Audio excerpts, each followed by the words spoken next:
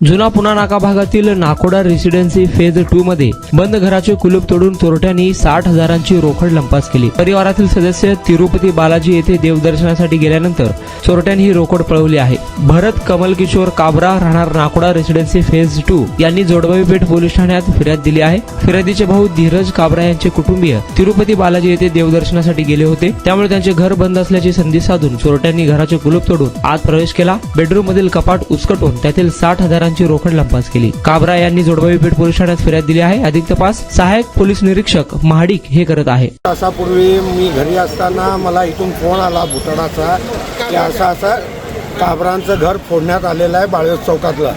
तर मी ताबडतोब त्यांना एकच सांगितलं की बाबा घर फोडलेलं जर खरं असेल तर कुणी आत बाहेर करू नका, जाऊ नका आणि मी येतोय।